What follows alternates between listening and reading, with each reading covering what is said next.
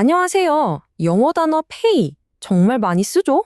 근데 이게 상황에 따라 뉘앙스가 정말 다르다는 거 알고 계셨나요? 오늘 저랑 같이 pay라는 단어에 숨겨진 미묘한 의미들을 하나하나 파헤쳐보면서 완벽하게 마스터해봅시다. 자, 그럼 오늘 우리가 함께 떠날 여정은 이렇습니다. 먼저 pay의 가장 기본적인 개념부터 시작해서요. 우리가 매일 가게에서 물건 살 때 쓰는 표현들, 그리고 친구에게 돈 갚을 때 쓰는 말들, 또 여기서 한 걸음 더 나아가서 비유적인 의미까지 정말 pay의 모든 것을 제대로 한번 씹어 먹어볼 거예요. 준비되셨죠? 시작합니다. 모든 공부의 시작은 기본기죠. pay라는 단어도 마찬가지예요.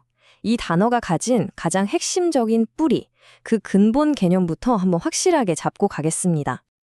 자, pay라는 단어, 어원을 거슬러 올라가면 라틴어 파카레, 그러니까 만족시키다 라는 뜻에서 왔대요. 이게 정말 중요한 포인트인데요. 결국 pay는 무언가 의무를 다해서 상대를 만족시키는 행위, 즉 이행하는 게 핵심이라는 거죠. 이게 꼭 돈이 아니어도 돼요. 존경심을 표하거나 관심을 기울이는 것까지도 포함될 수 있답니다. 이 pay라는 단어가 진짜 재밌는 게 뭐냐면요. 정말 팔방미인이에요. 돈을 지불하다처럼 어떤 행동을 나타내는 동사로도 쓰이고요. 또 월급이나 임금처럼 아예 사물을 가리키는 명사로도 쓰인다는 거죠. 정말 다재다능하지 않나요? 좋습니다. 이제 기본 개념은 확실히 잡았으니까 실전으로 들어가 봐야겠죠? 우리가 일상생활에서 가장 흔하게 마주치는 상황, 바로 무언가를 사고 돈을 내는 그런 간단한 거래 상황에서 pay가 어떻게 쓰이는지부터 바로 알아보겠습니다. 보통 pay 뒤에 for를 붙여서 pay for 이라고 많이 쓰잖아요. 이 for가 정말 중요한 역할을 해요. 바로 내가 돈을 내는 이유나 대상을 콕 집어서 가리키는 거죠. 내가 뭘 위해 돈을 내는지 명확하게 밝혀주는 거예요. 그게 물건일 수도 있고 서비스, 심지어는 내가 저지른 실수에 대한 대가일 수도 있고요. 자, 예문을 보면 바로 이해가 되실 거예요. 제가 천천히 한번 읽어볼게요. He offered to pay for my lunch. 들으셨죠? 여기서 for my lunch가 딱 붙어서 내 점심을 위해서 지불하겠다는 목적이 아주 명확해지죠? 한국어로는 그가 내 점심값을 내주겠다고 했다는 뜻입니다.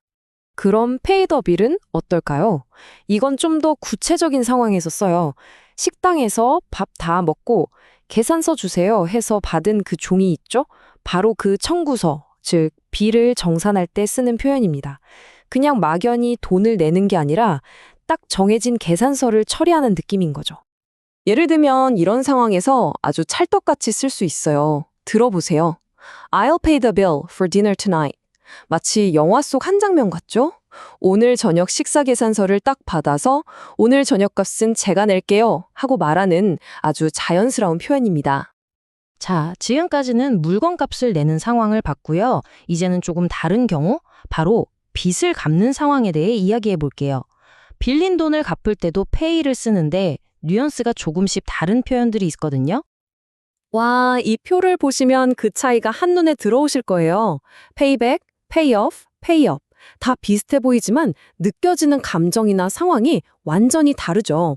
payback은 그냥 빌린 걸 돌려주는 단순한 의무의 느낌이라면 payoff는 뭔가 후련하게 다 갚아버렸을 때의 안도감, 그리고 payup은 약간 독촉받는 듯한 압박감이 느껴지지 않나요? 이 미묘한 차이를 아는 게 정말 중요해요. 먼저 payback부터 자세히 볼게요. 여기서 핵심은 단어 그대로 back, 즉 돌려준다는 개념이에요. 빌렸던 돈을 원래 주인에게 다시 돌려주는 행위를 강조하는 거죠. 재밌는 건 이게 꼭 돈이 아니어도 된다는 거예요. 받은 호의를 갚거나 심지어는 복수할 때도 페이백을 쓴답니다. 예를 들어서 이렇게 쓸 수 있겠죠? 천천히 들어보세요.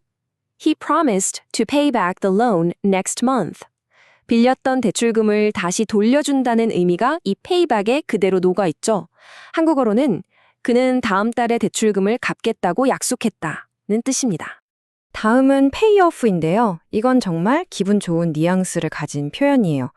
뜻이 크게 두 가지가 있는데 첫 번째는 빚을 한 푼도 남김없이 완전히 다 갚아버렸다는 뜻. 정말 후련하겠죠? 그리고 두 번째는 오랫동안 공들인 노력이 드디어 성공적인 결과로 돌아왔을 때 노력이 결실을 맺었다고 할 때도 페이오프를 씁니다. 여기 예문이 바로 두 번째 의미로 쓰인 경우예요. 한번 들어보세요. All her hard work paid off when she got a promotion. 그녀가 했던 그 모든 힘든 노력이란 투자가 승진이라는 멋진 결과로 완전히 보상받았다는 그런 뉘앙스인 거죠. 한국어로는 그녀의 모든 노력이 승진으로 결실을 맺었다는 의미입니다. 정말 멋진 표현이죠? 마지막으로 페이업을 볼까요? 이건 분위기가 좀 달라요. 약간의 압박감이 느껴지는 표현이거든요. 갚아야 할 돈을 계속 미루다가 마지못해 내거나 독촉을 받아서 낼 때 주로 사용돼요. 여기서 업은 남김없이 싹 다 내라는 전액을 지불하라는 의미를 강조합니다. 이제 그만 미루고 돈 내 이런 느낌이랄까요? 근데요. 지금까지는 계속 돈에 대한 이야기를 했잖아요. 커피값, 밥값, 빌린 돈. 그런데 만약에 돈이 아니라 내가 저지른 실수에 대한 대가를 치를 때는 뭐라고 말해야 할까요? 자, 바로 그 지점에서 페이의 세계가 훨씬 더 넓어집니다. 이제 돈이라는 구체적인 대상을 넘어서 페이가 어떻게 더 추상적이고 때로는 훨씬 더 무거운 의미로 확장되는지 함께 살펴보겠습니다. 먼저 페이 아웃입니다. 여기서 아웃은 밖으로 나간다는 느낌을 주죠. 그래서 보통 보험회사나 기업 같은 큰 조직이 보험금이나 보너스처럼 아주 큰 액수의 돈을 지급하거나 나눠줄 때 이 표현을 써요. 회사 계좌에서 뭉칫돈이 쑥 밖으로 나가는 이미지를 떠올리시면 쉬울 거예요. 예문을 보시면 바로 감이 오실 겁니다. 들어보세요. The insurance company paid out a large sum after the accident. 보험금처럼 이렇게 큰 돈이 지급될 때 paid out을 쓰는 거죠. 한국어로는 보험회사는 사고 후 큰 액수를 지급했다는 뜻입니다.